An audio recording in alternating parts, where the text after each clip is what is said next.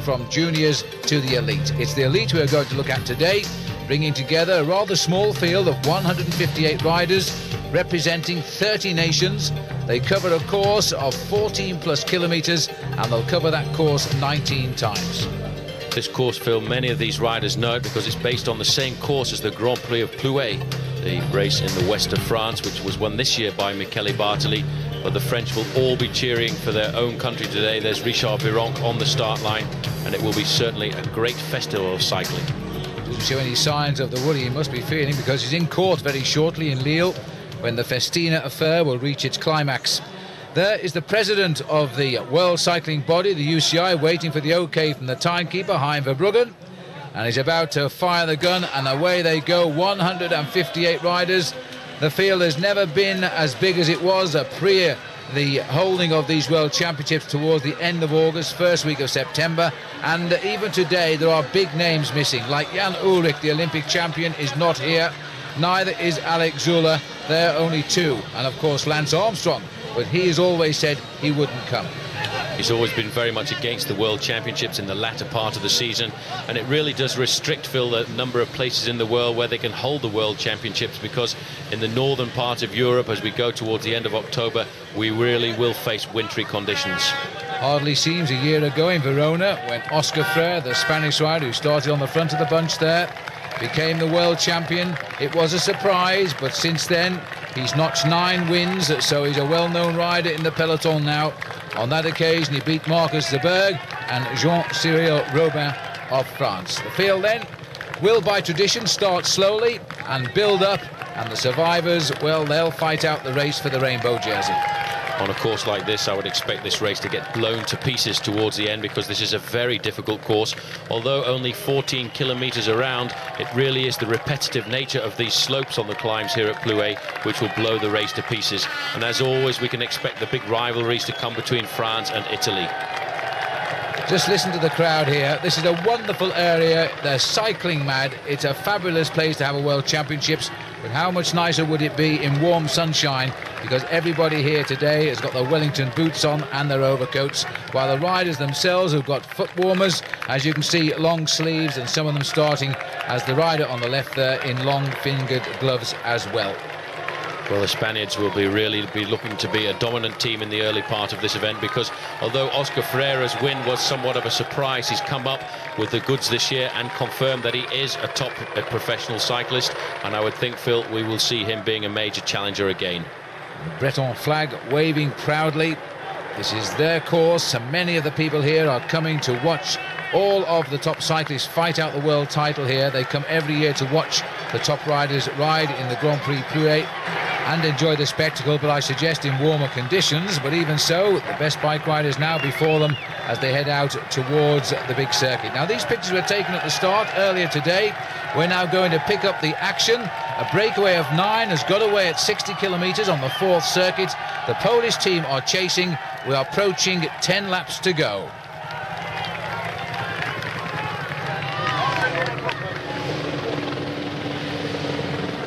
So this is the Polish team who have driven this race, Paul, for a number of laps. I'm not too sure of their tactics, because they must have great confidence in one member of the squad to drive it like this, and the other riders behind are quite happy to allow it.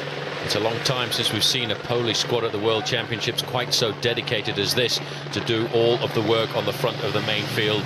These guys have been in the saddle now for over 3 hours of bike racing, and I tell you one thing, the speed that it's been run off at so far, it's going to cause some pretty serious breaks in the main field in the last 2 hours. Well, there's the gap as the clock will stop as they go through. As they drive on, the counter on the right, 10 laps still to go on this course. This is very typical of elite racing, allowing a breakaway to run and then start to drive it down. And the big bunch quite happy at the moment, and that, you see, is the danger here. This feeding station is in a rather bad and precarious place, slightly downhill. The riders come to here pretty quickly, and you know, during the races this week they've had 1 or 2 problems, and they're having it with the pros today. This is always a dangerous point, because the helpers come further and further into the road, actually causing a natural alleyway, and that's why they do get these accidents. There's an old ordinary or penny farthing, and I'll tell you what, they're really difficult to ride. I defy many of the professionals today to climb on the back of that. You need a lamppost first of all, and then you approach it from the back while it's totally unaware. And once you're up there, goodness knows how you get off. Huge organisational job has been done here by the organising body here at Plouay for the culmination really of their week festival of cycling, and this is the World Professional Road Racing Championships. They call it the Elite Championships nowadays, but this is really the ultimate. These are the best men in the world, and this is part of the course, Phil, which is very difficult indeed. The thing about the course here around Plouay is there's nowhere to rest and recuperate. It's hard on all of the time.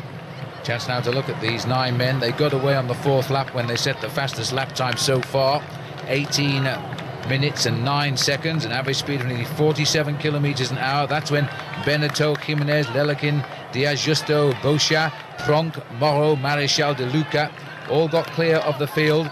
And now here we are on lap 10, and the time for the last lap was just over 19 minutes, so that was a very quick lap. Very rapid lap indeed.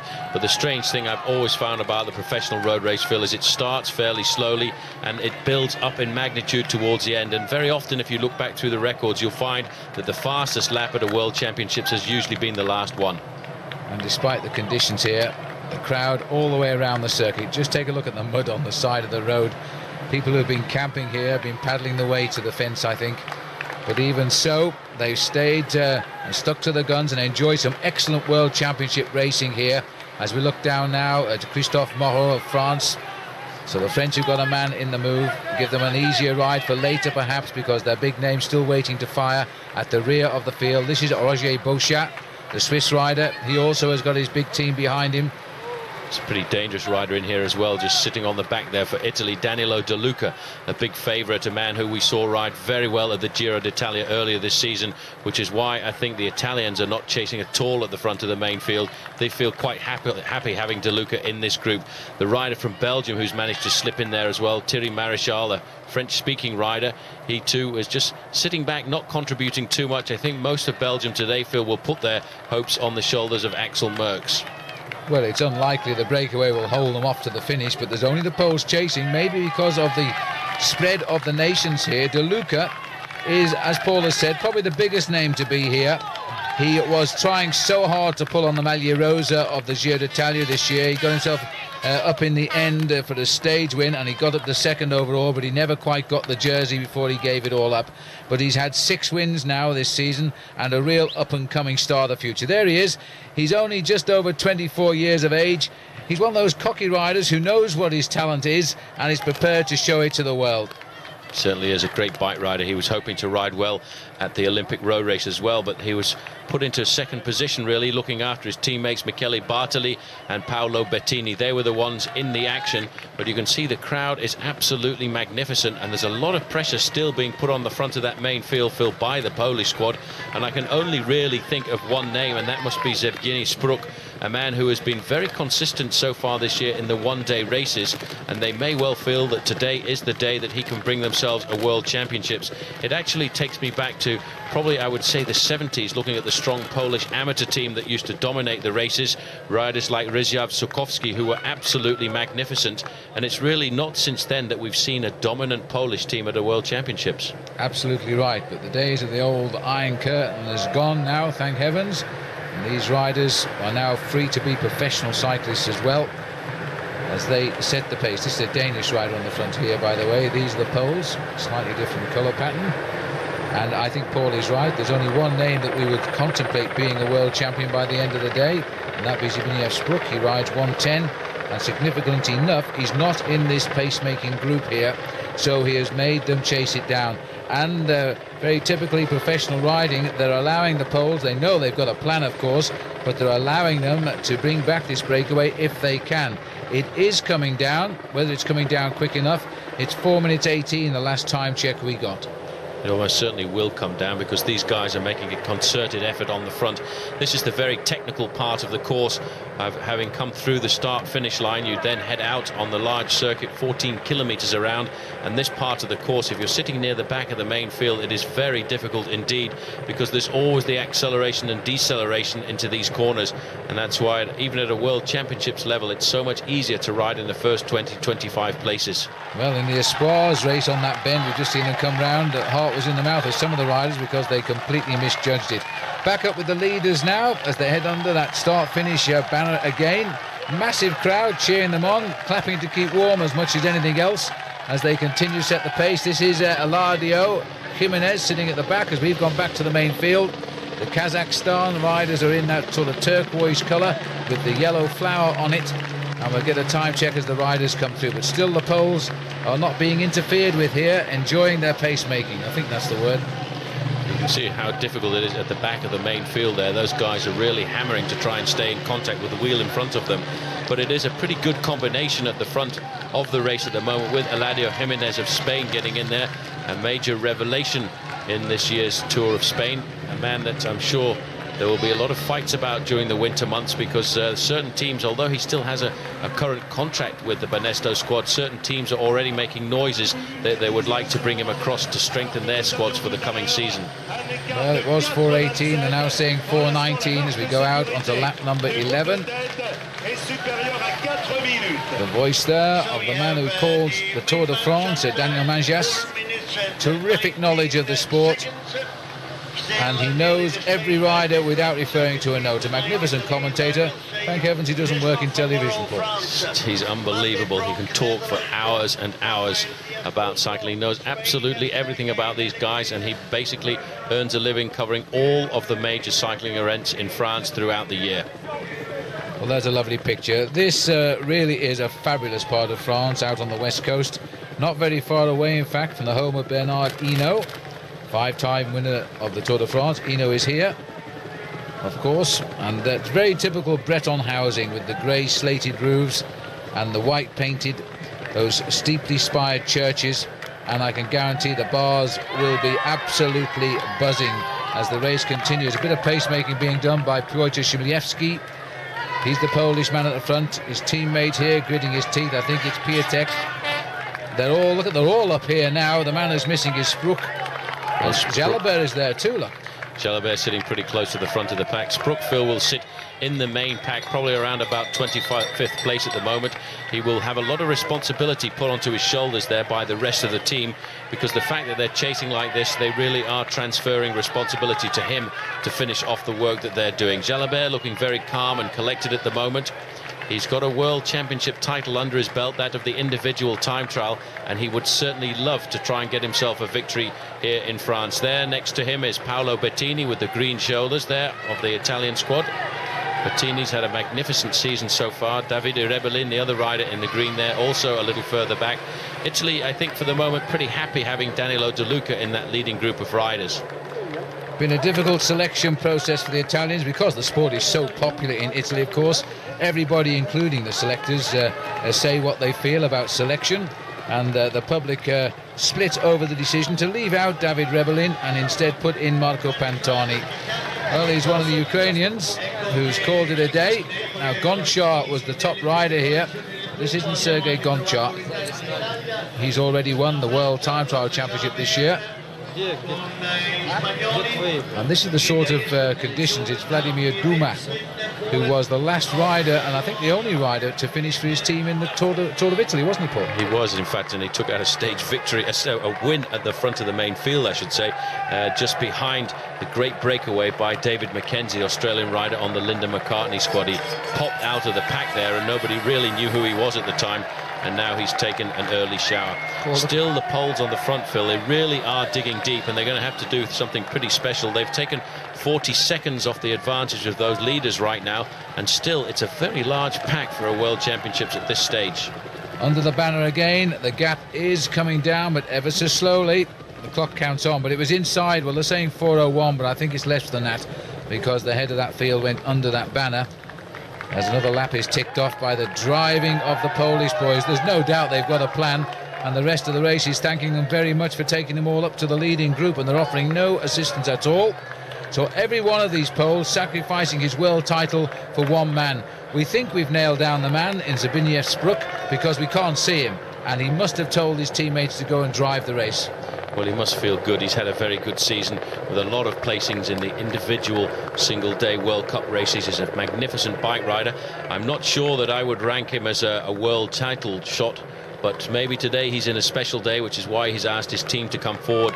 And the thing is, they have really missed the boat, the Poles here, because even the French must be pretty happy with having Christophe Moreau in that leading group of riders. All the major nations at the World Championships, the French, the Dutch and the Belgians have got representatives up there, and of course the Italians too, which is why this situation has developed on the road for Poland. They're going to have to chase, and a 4.5 minute gap is a very difficult one to have to pull back at this stage of the race, because we're only just past half distance and there won't be too many Poles left with good legs towards the end with a chase like this inside them. Well, I think as you spoke there, Paul, there's one just blown out and he's dropped away from the front. He said, "That's my lot." And I think it was Shumievsky.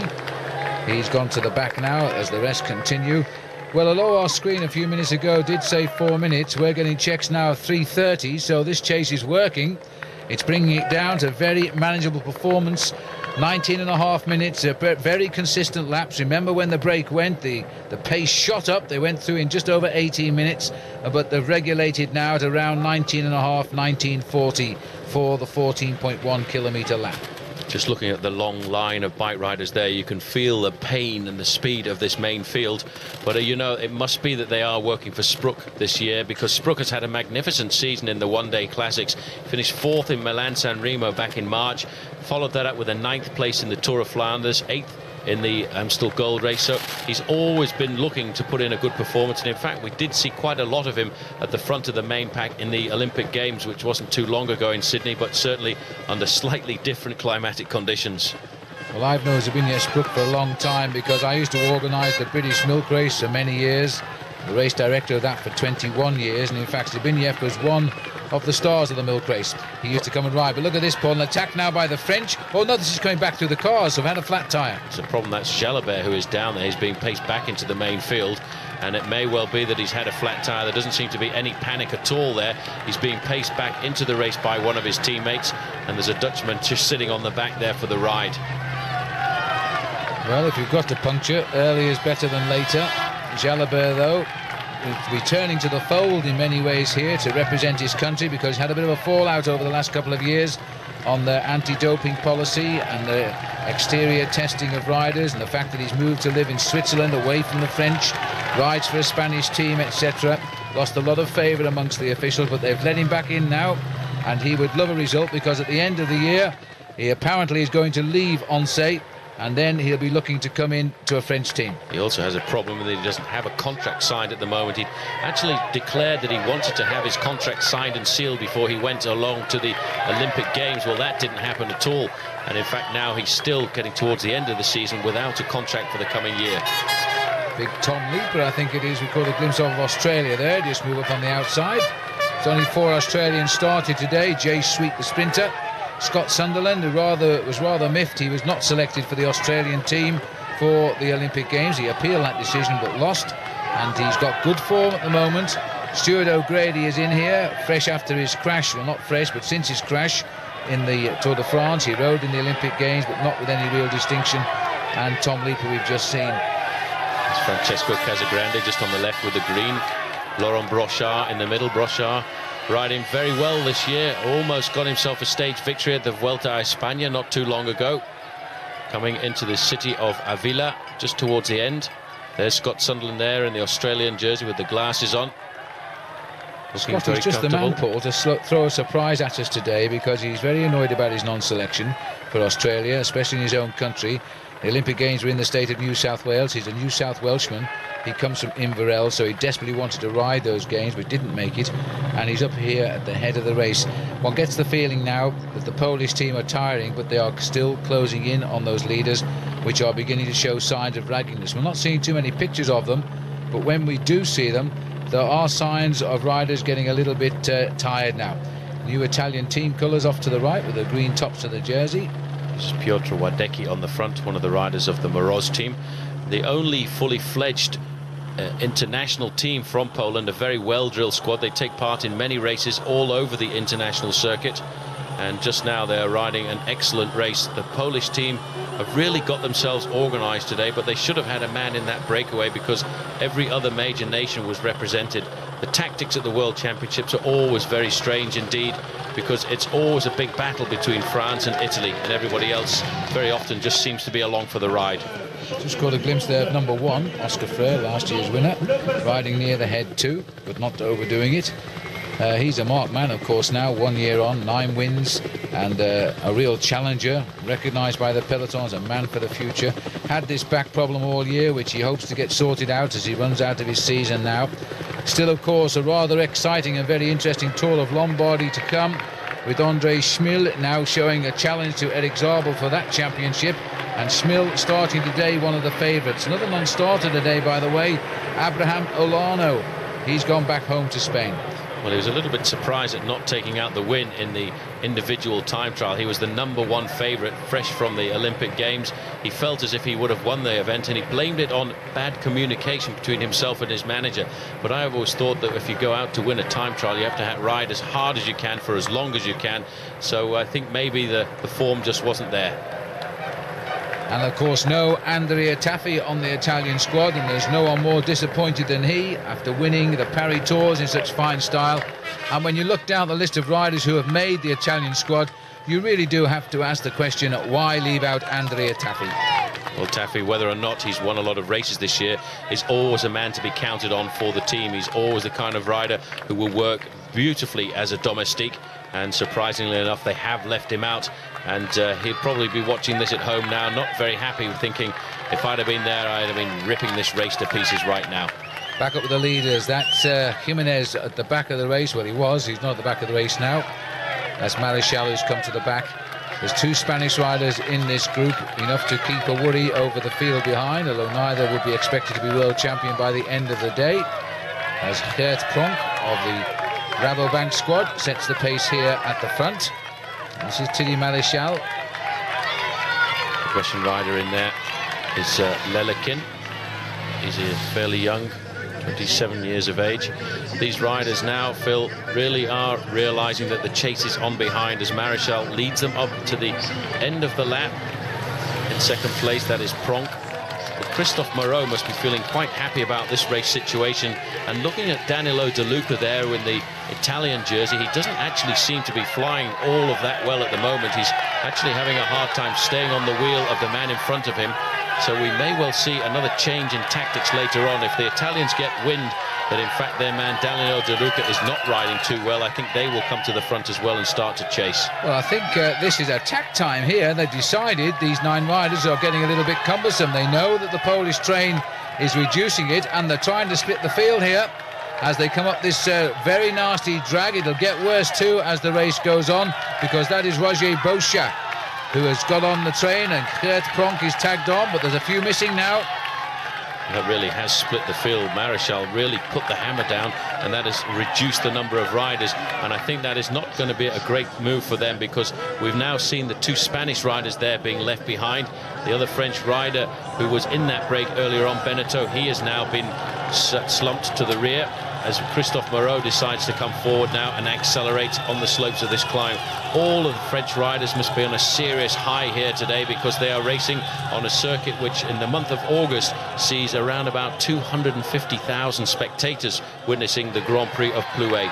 5 riders now leading the race, but behind, the riders from Poland really are doing an excellent job, and they're slowly but surely eating into the advantage of this breakaway.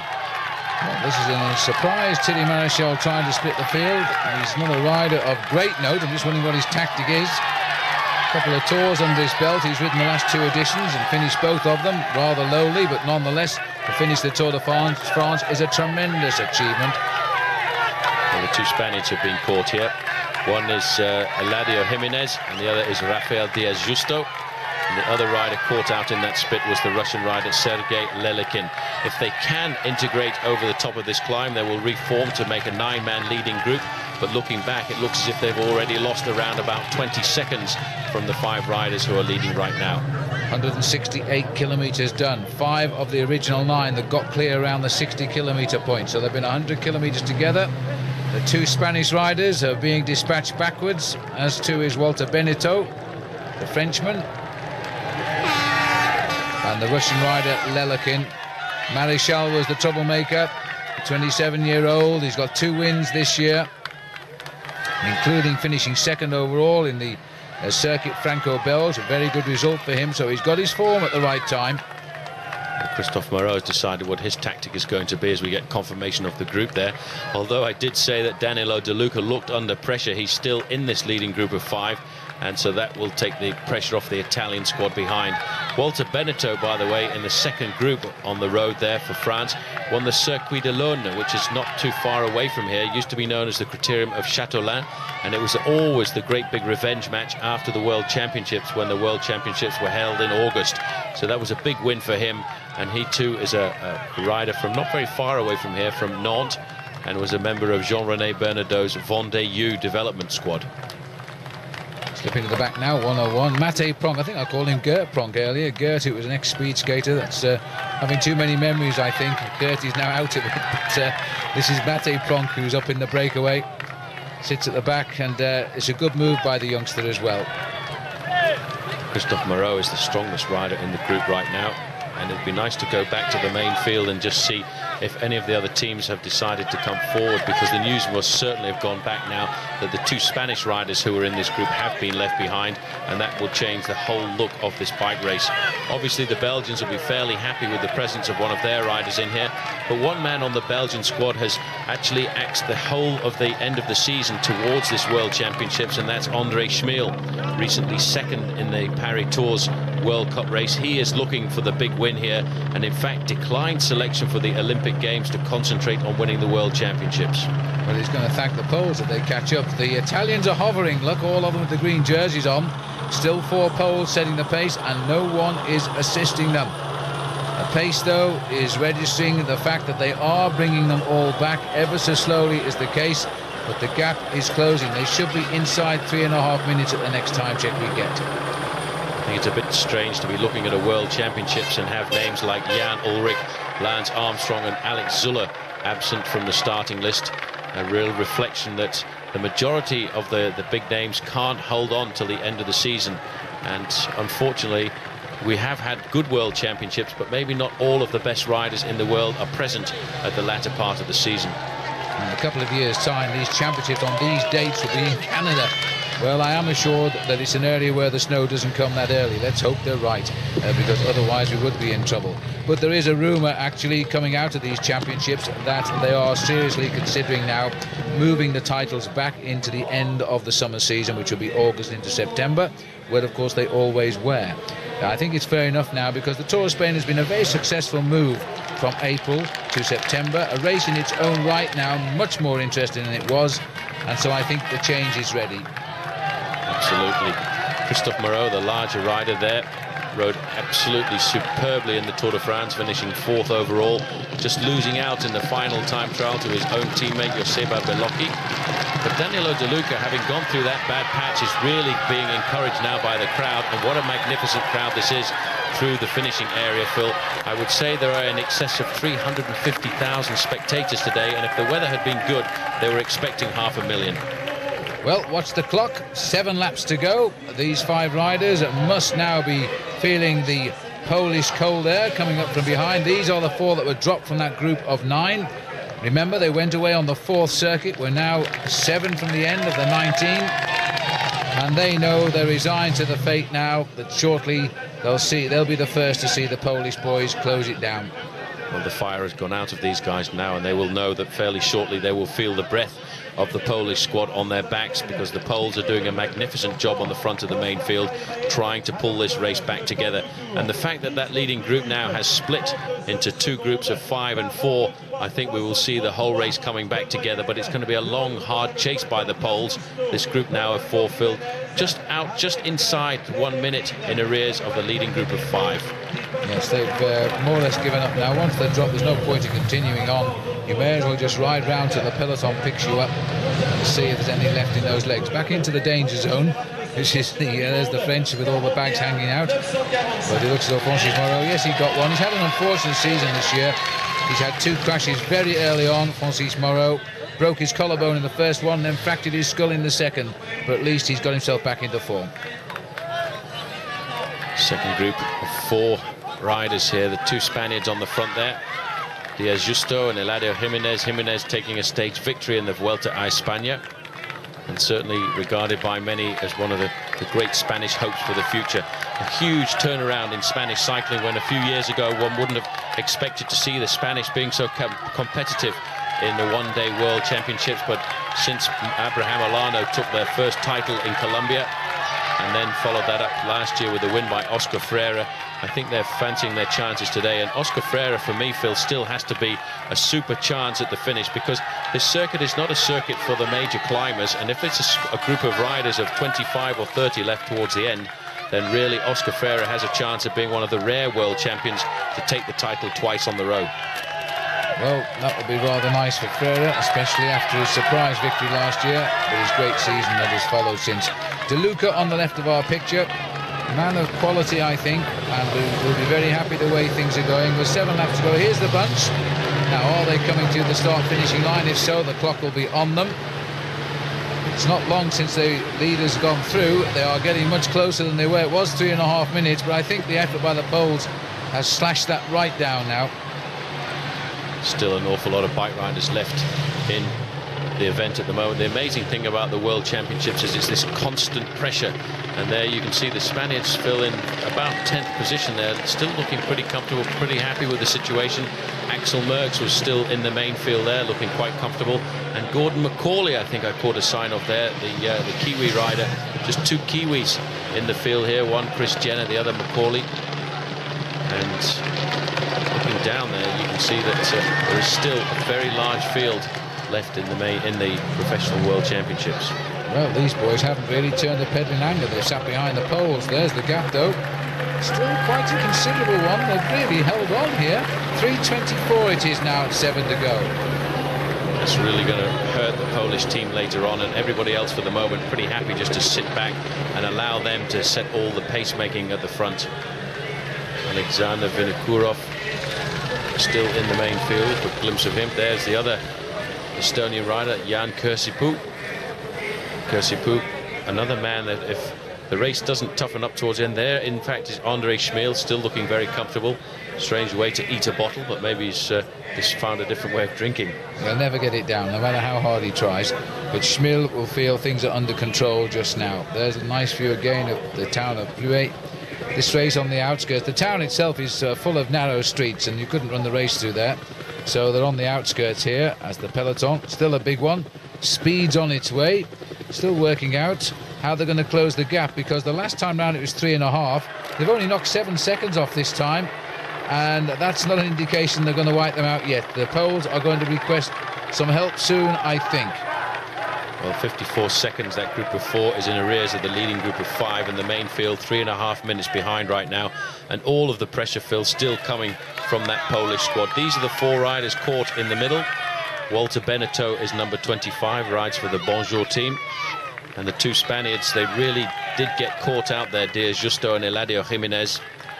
And Sergei Lelekin, well, I think he's just pretty happy to be there, because Lelekin is not a rider on one of the top international teams. In fact, this is the first time I've seen Lelekin racing, and he must be pretty happy to be at the front of the World Championships. A big chance for a rider like him to interest the sponsors and possibly ride into a professional squad for next season. Well, Beneteau there got round his first Tour de France this year. He's only a youngster. Another one of the fines, I think. Finished 71st, but the fact was he finished, and he seems to have come here determined to establish at least an impression on the event. Well, another team coming to the front now. It may well be red and white, but this time, in fact, it's the Danish team have decided to send 1 or 2 riders further forward. They've seen the big pressure that the Poles have been put under and decided now is the time to come forward and help out in the organisation at the front of this pack. And now that we are getting another team interested, it may well be a time that the main group in front will start to get pulled back.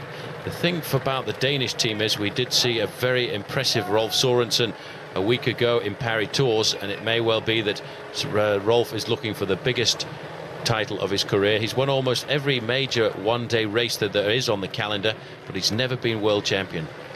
This is the dangerous stretch. We've had quite a few little tumbles here with the women juniors and the espoirs coming down this section. On the sharp left hand, I think it's Alan Johansson who's on the front. He's a sort of elder statesman now of the Danish riders, but even so, he was a late turning professional. and he is a strong man, so they'll welcome him at the front, and the Poles could do with a break anyway, because I don't know how many laps they've been chasing, at least 4. Been very difficult for them, and this is the technical part of the course. And I tell you one thing, you don't want to be in 30th or 40th position right now, because you're hanging right onto the wheel of the rider in front of you. There are the 4 riders who were caught in no man's land, so they're just about to get brought back into the fold. And so now the race situation will be the 5 leaders with the rest of the main pack together. About to swoop round a roundabout, and the 4 riders round it first on the inside track. There's the field right onto them now, so the field will soon work out they haven't got them all, if they didn't know already, and they'll assess who they've caught and who they haven't. There they are, the 2 Spanish, the Russian and the Frenchman are back in the fold. Where's the other Spanish rider? He'll be around somewhere.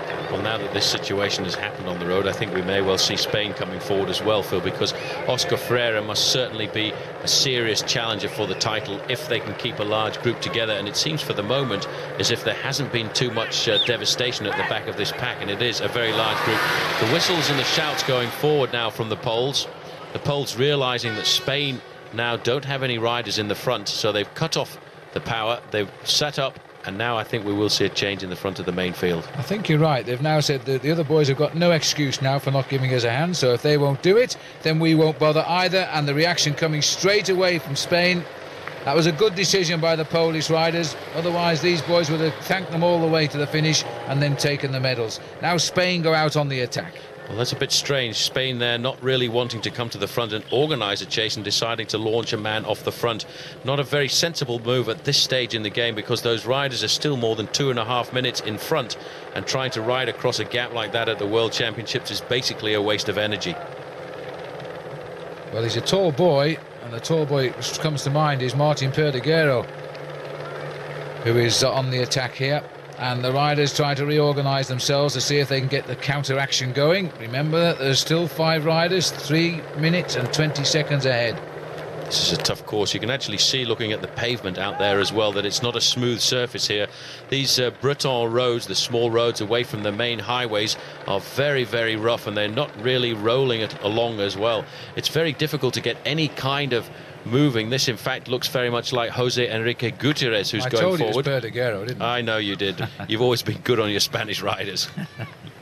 You can see that was a clever move though by the Spanish. This is how he got away. He had a teammate on his wheel there, and as soon as they got to the front of the pack, he sat up and allowed this man to go clear. But I don't think he's too far off the front of the main pack right now. What a great season Kelme have had too, running out team winners in the Tour de France. Wonderful performance, and challenges all of the way. And now we've got Heras, winner of the Tour of Spain. Rumours, by the way, he might move across to Lance Armstrong's side.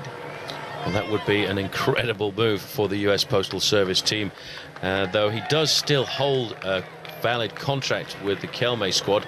It is an interesting move for him to move across there. He said that he made those contacts well before the Tour of Spain. He was very interested to ride along Armstrong and learn how to ride time trials. He feels that he would be a much more improved rider riding alongside Armstrong for a couple of years, and maybe then have a crack at winning the Tour de France overall.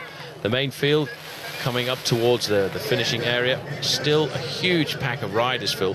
Nobody yet has managed to break the stranglehold, and not really a very clever tactical move by the Spanish right now, because they do have a serious challenger for the win in Oscar Freire, and they need to get themselves pretty much organised at the front of the pack if they're going to pull that leading group of 5 back. Well, this man's proving to be a nice little carrot here now, or a nice large carrot actually, in Gutierrez.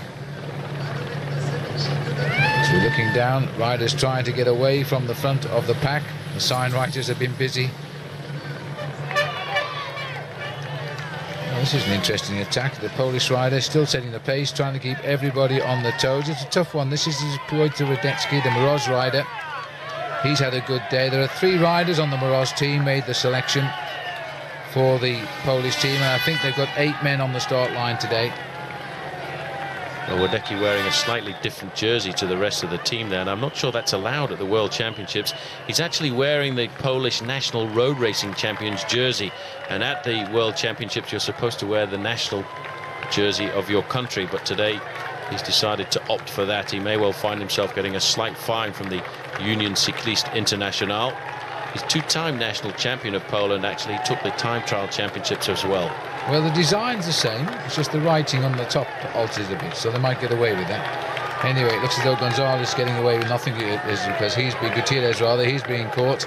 And now the Italians, and this is Bettini, who are now trying to stir things up a bit. They've sensed it's getting time. Now De Luca may not be too happy with this. Surprised to see. I think he just wants to pull the Spanish rider back into the fold right there. A little test of the legs to see how everybody else was going to attack. Gutierrez looks over his shoulder, realizes it's all over right now. And it's still the Polish coming to the front. That is Zevgeny Spruk there moving forward. You can see the blue and pink shorts of the Lamprey squad. He too coming forward right now just to show the team that he is there, still in the bike race. But he shouldn't have come off the front like that right now. Well, that bunch is thinning out rather dramatically now. Gutierrez is showing his resistance, but now it's all over. Now the serious boys are beginning to fire. This looks like it being a good lap, and surely it was 3:24 last time around. And that was a 19-minute 35 lap, by the way. Surely now on lap 13 we're going to see that gap come down. Well, the hammer now starting to come down a little more. Everybody trying to raise the tempo in this main field, but you can always see when it's hurting because riders looking over their shoulders to see if the gaps are appearing in the main field, and they're not right now. There's a couple of Dutch riders moving forward there. Michael Bogard is in the group quite comfortably. There's Scotty Sunderland halfway down the pack, looking further down the main field. A lot of these riders really are starting to suffer right now. Yes, this is the crunch period. There's always stages of a world championship when you have to grit your teeth and hope you survive to come through the other end, and this is one of those periods now at around 180 kilometers covered, some 80 kilometers still to race. They've got to answer the pressure being put on. We're chasing at 5 survivors of 9, and the gap is coming down. It's not coming down very rapidly at the moment though, as Alexander Vinokurov comes to the front here, the rider from Kazakhstan, Olympic silver medalist, a magnificent bike rider, one of a great Kazakhstan international amateur team who raced all over the world and then literally exploded, nearly every one of those riders getting a professional contract. You can see the pressure now as people move left and right in that front of that spearhead, trying to be near the front but not wanting to put their noses into the wind at the moment. I don't blame them. Back up to the front runners. Another lap can be ticked off here, reaching the 184 kilometer point, and then the clock will start and we'll see what they've got. That's Beauchat of Switzerland. Quite like the Swiss team colours as they come through, and I like the new Italian colours too. De Luca's wearing those, sat at the back. These riders have been away now since the 60th kilometre, so 120 kilometres in the lead, which is some 70 miles out front. 4 hours 22 as they go out on lap 14. 6 laps remaining. Beauchat has had a pretty reasonable season. He's a young rider with 1 victory to his credit, and that was just a couple of weeks ago in the Hessen Rundfahrt when he took out the 2nd stage as Austria moves to the front. There in the middle for France is Brochard. There's a Frenchman there on the left-hand side with a slight problem, and that looks very much as if it's Laurent Jalabert got his arm in the air. Well, now this is a far more serious situation for Jalabert if he has. Laurent Brochard going through camera now. He's also right at the sharp end, looking for the move perhaps. This is the area now. You must hold position. There's poor old Jalabert there. Must have a flat tyre. He has a serious problem. His hand has been up. He's looking over to see if there are any teammates around right now. And I wonder, there's the French team car right at the front of the pack, but this is not the time to have an incident because the pressure is pretty much on at the front of the pack right now, and if he finds himself off the back with a mechanical incident, he's going to have a hard time getting himself back into the race. Just look at Radetzky here, drive this race on. He is going like a train. It's a bit of a performance for the crowd, I think, this to the start finishing line, but he's going well. Brochard sprinting up on the left of our picture, trying to join 3 men on the attack. There's the tying up. My goodness me, it's come down this time. 2 minutes 8 seconds the gap. It's still been a very long and hard chase, Phil, to pull back from 4.5 minutes to 2 minutes, but I do feel now that we will see the end of that leading group of 5 fairly shortly. Well, another man has climbed into the pits. This is Frédéric Pinault of France, and this is the part of the race now where we can expect more and more riders to pull away from the race. 1 minute 55 seconds is the official time on the board for the 5 riders at the front of the bike race, and still Christophe Moreau is the man really keeping the pressure on. He's the man who's got the most to gain from a situation like this, as well as Danilo De Luca in second position there. De Luca must be just keeping his fingers crossed and hoping there's going to be some tactical maneuvers in the main field behind, but that doesn't happen at the World Championships. Once you get to the critical part of the race, the hammer really does start to go down, and Brochard is the man putting the hammer down right now. He's going off the front of the pack, Phil, and you can hear the French crowd. Well, we're looking at the man who has won the world title in the past, facing all sorts of accusations that he may have won it on drugs, but that's what's coming out of the Festina affair, of which Brochard is very much a part of that. But right now he's trying to redeem himself here as he tries to rip clear of the field. Ideally, he wants a small group with him. Belgians sending a man up there to try and get onto the tail. It looked like Nico Matin moving forward. It isn't, in fact, Nico Matin. It's one of the other Belgian riders. That's Michael van Heijken, who's got across. He's not a rider we see an awful lot of on the international circuit. The man I feel they're working for today must be André Schmeel. And at the back of the pack, we're hearing over race radio that there is a problem with Laurent Jalabert. Well, that's a real shame. The question is, he's going to be very unlucky, because the hammer has gone down right at the moment he slid off the back of the field. We're now on to lap 14 here, 185 kilometres covered for the main field. The leaders just a little bit further ahead, but not by much now. They're probably inside 2 minutes now after this flurry of attacks. Tell you what, the hammer is really down right now. Everybody is trying to get off the front. Everybody is trying to form the counter-attack in pursuit of those 5 leaders at the moment. Their advantage has come down pretty rapidly. It was at one time 4.5 minutes. It's now well inside of 2 minutes, and the speed is obviously different in the main field. You can see the difference in the speed. These riders, Phil, now are approaching 50 kilometers an hour, and this lap, if they keep this pressure on, is going to be pretty close to the fastest so far. But the impetus slipping just a bit as that flurry of attacks has been brought back to heel. The riders looking for who's going to move next.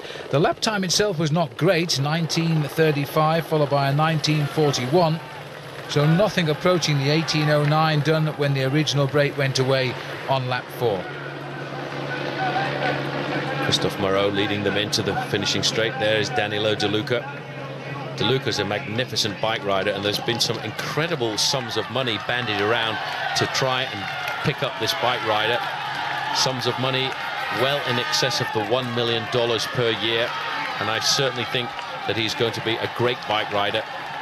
Very cocky for the moment, knows exactly what he wants to do, and he so dearly wanted the Maglia Rossa in the Giro d'Italia this year. The huge crowd is not, though, for Danilo De Luca with the green shirt there. It's for Christophe Moreau, the French representative in this leading group of 5. 200 kilometres, give or take a kilometre under the wheels now. And this is, looks as though Matej Pronk has been left, has he, by the leaders? Gritting his teeth anyway. Spot a bother, he was in the breakaway, but he's in trouble now. Well, that's a surprise. He may well have had a mechanical incident, because he seemed to be riding fairly well there. He's 30 seconds or more in arrears of that leading group of riders. He must have punctured. We never heard about that, but he must have punctured as he goes into 5 laps to go. A bit of calm coming to the front of the main field right now, but you can notice now the organisation starting to come in from the Italians. A lot of those green-shouldered jerseys moving to the front. That's the Italian squad, the new Italian strip. They've got a pretty good role to play here right now, because they have Danilo De Luca in the leading group of riders, but they also have Michele Bartoli. Bartoli just on the right-hand side there with the tricolor helmet on, that helmet indicating he's the national champion of Italy this year. And he likes this circuit. He said openly when he won the Grand Prix of Plouay in the month of August that he'd like to come back in a couple of months' time and find himself crowned the world champion. He was the super favourite before the start of the championships, and for the moment he hasn't made a wrong move. And these 3 riders surviving here now, or 4 riders, sorry, Bochat sitting on the back of them. I don't know if you noticed Barty there, Paul. He's still got his top jersey on, his zip up top. I mean, that's something you wouldn't normally see in a World Championship with some 5 laps still to race. Still pretty cool for the moment. There is his teammate Paolo Bettini, wears 39 in second position, right up against the barriers right now. But the main field slowly but surely starting to reduce in numbers, and it's in the last 2 or 3 laps we'll see riders disappearing from this group. It's still pretty big though for this state of a World Championships. 5 laps still to go to the finish, and a huge convoy of cars behind the riders. All the major nations are allowed to bring 12 riders to the World Championships, and the lesser teams are allowed to bring just 8. The defending team, which is in this instance Spain, would have been allowed to start 13 riders here at the World Championships, Alano being the 13th man, and he in fact decided to take his dummy and go home after he was beaten in the individual time trial. But it's a big advantage, and this is all decided on the rankings of the teams in the international field. The UCI ranks all of the countries, and if you finish in the top 6, you're allowed to bring 12 riders to the World Championships. Just sort of caught a glimpse there at the head of the field of Chan McRae, who had a great ride last year and finished 5th. I think he's the only survivor left in now of the Americans. I think all of the others, there weren't many of them, are now out. Antonio Cruz, who also rode in the World Championships, Danny Pate and Fred Rodriguez. Haven't seen Fred at all, the American champion, but McRae's still certainly at the thick end of the race. Pretty close to the front there, wearing 36 is Richard Vironk, and I wonder what's going through his mind right now as Mate Pronk has been caught. That leaves just 4 riders at the front of the World Championships right now, and their advantage is coming down all of the time. I just had the feeling that Pronk did have a flat tyre there, but anyway, it doesn't matter now. He's back in the field. Of the 9 originals, 4 survive as the race continues to chase them all down.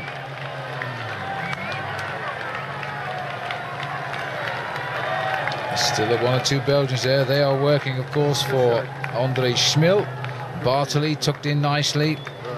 How he would like to round off his season with a world title. There he is over to the right. No, there he is gone now. I don't know where he's gone.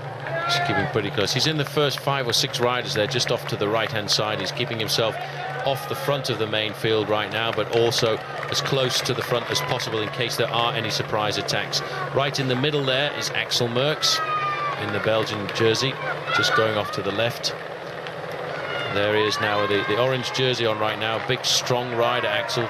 Looking pretty nervous right now, looking over his shoulder. Probably wants to know the whereabouts of André Schmil.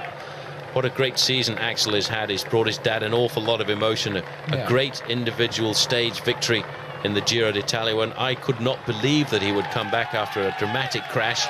And then in the month of June, he took the national championships, and it's been a long time since the Belgians have seen the name Merckx right at the top of the leaderboard. And I tell you one thing, they say that Eddie was actually there commentating for Belgian television, and they had to rip the microphone away from him with about 10 kilometers to go. Well, you know, Merckx followed by Merckx is a pretty sensational thing to happen, because apart from Johan Museeuw and a couple of flurries by 1 or 2 other riders, there hasn't been much to shout for in Belgium in recent years. The Italians at the minute are doing everything right. They've got all of their players at the front. The Spanish riders are riding in defence of Oscar Freire again. It's an interesting move, this. The big guns are firing. The big teams who boast 12 starters are now showing the advantage of having so many riders on the start line.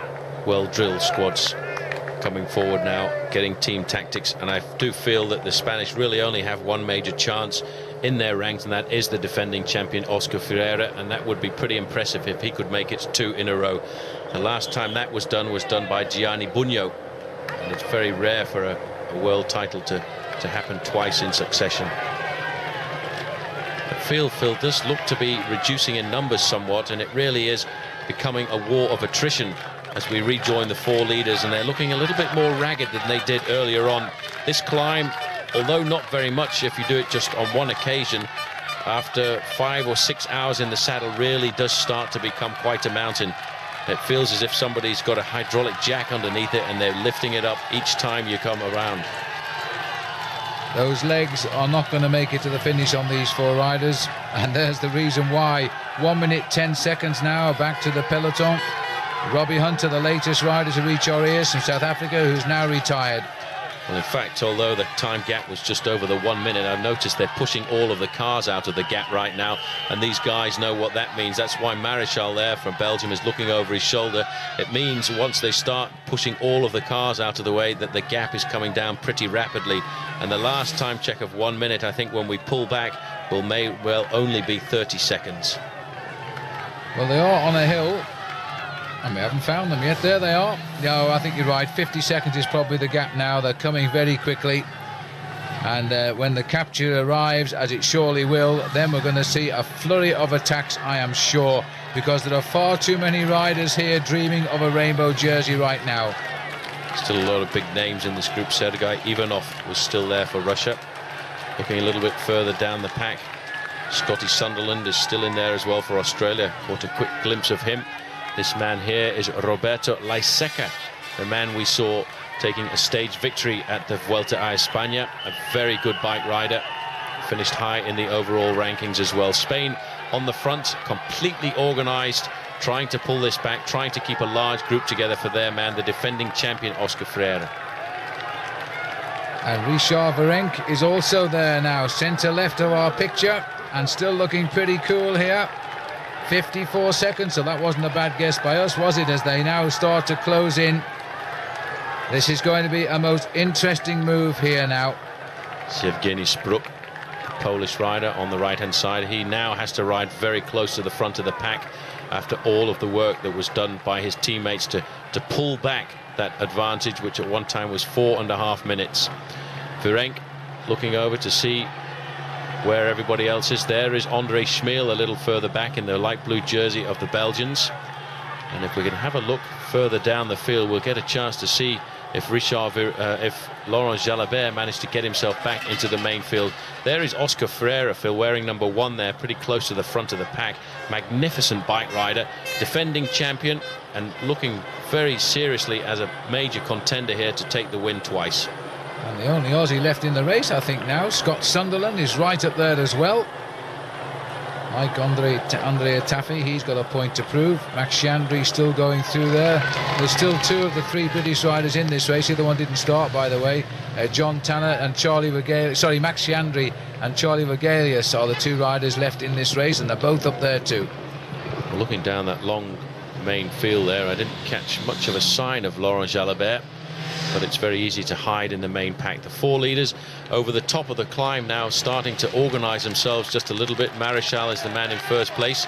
Danilo De Luca's face not giving anything away right now, but I think he realizes he's had his chance of glory at the World Championships. It's been a major help for the Italians, but basically for these 4 riders, as the pace picks up towards the end, they will get caught and probably spat out of the back. But it's still been a superb ride. Over 100 miles in the lead now for those 4 survivors of the 9 who escaped originally, as again the Italians now trying to take control and trying desperately now to reduce that lead. Often wonder, Paul, why Italians are chasing an Italian. I think they've realized now that the race is over. They realize that the fact is those 4 riders have been in the breakaway situation for a long time, and maybe the word has come back that in fact Danilo De Luca is not in excellent form. He's not certainly going to win, and the Italians feel that this is the moment they really need to put that out. This is Michele Bartoli, El Gatto, the cat they call him. He's coming out of the front of the pack right now. He knows this course. This is where he won the Grand Prix of Plouay, and this is the first major serious attack of the race. Well, Bartoli now trying to rip this field to shreds here as we go into the closing laps of the event. There's still De Luca up in the front. He'll be not happy at the thought the Italians are throwing their best men at the race now to reduce that lead, but we are inside a minute, well inside a minute now to those leaders. We say bye-bye to Plouay again as we move out on these closing laps of the World Championship. That attack hurt. The Italian in third position there is Davide Rebellin. Michael Bogard is there in the orange.